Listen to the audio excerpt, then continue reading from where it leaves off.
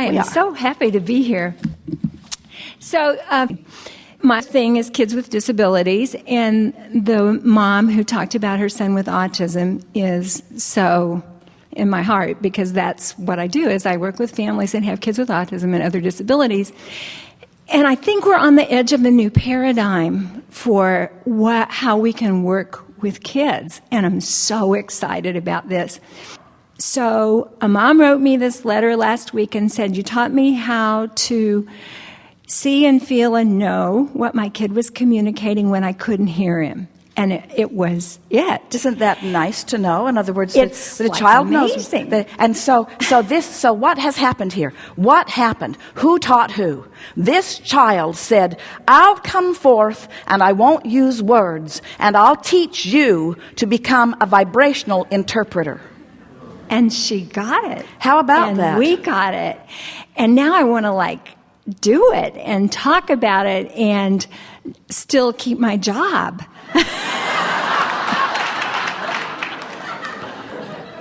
Okay. What would be so tell us your dilemma. So what is it that we know and you know that you don't think they know that you're afraid to tell them?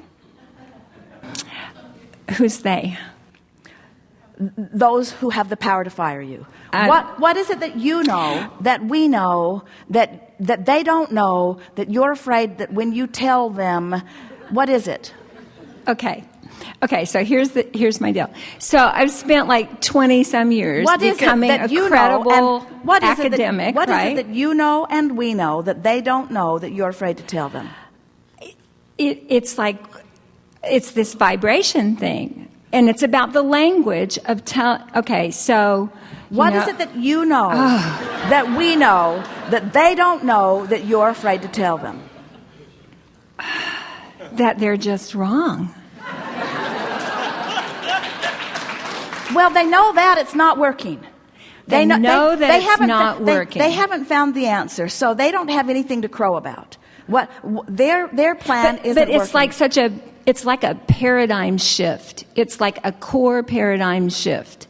And now you're like our friend earlier. You're worried about all of those that aren't getting it. That's a pretty big burden to carry, isn't it? But when you bring it into your world and you think about one mother with one child who heard what you said and got fabulous results, doesn't that give you a feeling of wanting to tell another one? Absolutely. I'm fine with the parents. I'm totally cool with the parents. I'm totally cool with the kids. I'm less cool with my fellow faculty members.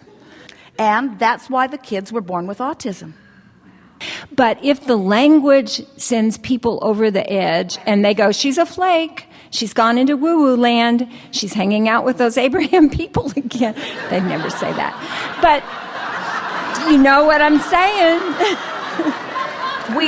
We do know, because this body of work is revolutionizing this planet, and Oprah is afraid to have Abraham on her program because we're so weird.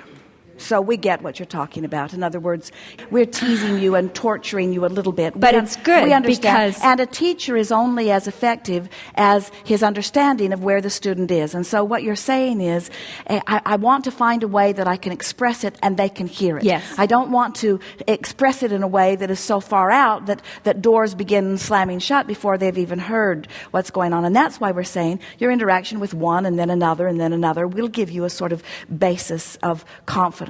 But here's the thing that we really want to say about this specific subject, to give you sort of an end run. In other words, to give you a way of approaching it with effectiveness without freaking everybody out about it. So consider this. As I've been interacting with so many of these children, I personally can feel the power of who they are. Now, nobody's going to argue with that. That's not going to freak anybody out.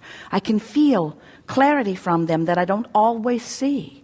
There's a deliciousness about them that is intoxicating to me. In other words, speak about how you feel drawn to them, to their power and clarity. And then say, I began thinking about, now, you can get a little religious if you want to. More of them would be comfortable with that than this. So then you can say, and I began asking myself, why would a loving God send pure, blessed beings forth as flawed and inferior. And I had to think, I don't believe that a loving God would. We must be misunderstanding. So, here they are.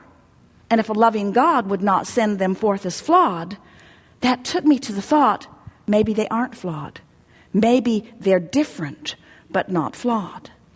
And then I thought about the basis of human interaction and how important communication is. And I thought, what if this loving God has set forth these children who are different to communicate in an evolved and expanded way? Yes. What if they have the ability to move beyond word and then say, I always thought that human was the most advanced at all. And my dog, who often knows exactly what I'm thinking, very rarely says it right out loud in a way that anyone else could understand. And nobody ever wants to believe that the dog is more advanced than me. And that tripped me up, because when the children couldn't talk, I thought they must be less advanced like the dog, not more advanced in some way. And I think that's where I got off in my thinking. And once I crossed that milestone, once I realized that it is possible for this loving God to have sent forth these magnificent children, and that they may very well be advanced, once the idea occurred to me that they are advanced, not less than, now I wanted to begin to explore the possibility of that. And I began watching them. And I thought, what is it that all of us want? Whether it is a pile of money or a relationship or an experience or a circumstance or event, why do we want the things we want? And I thought, we want them because we think we'll be happier in having them. And then I looked at these children, and I got to tell you that aside from the frustration that is fostered in them from trying to get them to do things that they cannot easily do, they are mostly happy children. And I thought, they are. They are advanced. They have come forth understanding something that many of us want to understand. They have a bead on happiness.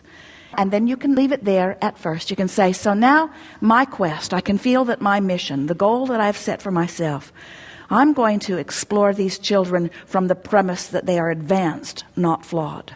I'm going to explore these children from the premise that they have something to teach us, not that they are inferior and need teaching from us. That's the stance I'm taking. And then begin to tell this story and this story and this story and this story and this story of this little one and his relationship with his mother, and what it was like before and now what it's like, and how they are communicating, and what a wonderful world it is. And it is our promise to you that once they get the vibration square between them, the words will come. Yes. But the words are not going to come until the vibration is lined up, That's right. you see. When you demand words without vibration being lined up, you're not going to get it. You'll have the success that you're looking for, and they will not shun you. They will put you on a pedestal and say, you figured it out. It's mind-boggling. It changes our whole notion of what is intelligence and what is learning. It is at the fundamental understanding of what is human. Those are perfect words. It changes your fundamental understanding of communication as well, because you think you're communicating through words, but you are not. You are That's right. communicating through attitude. You can't be mad at someone and use flowery, smiley words and communicate anything other than that you are mad at them, because your vibration is much, much bigger than your words. And you live in a society, and most of those people that you know and all of those teachers, they are hypocritical. They are phonies. This is what is sending the children crazy. Mothers say, don't you know I love you? When there's no love in her vibration whatsoever, you see.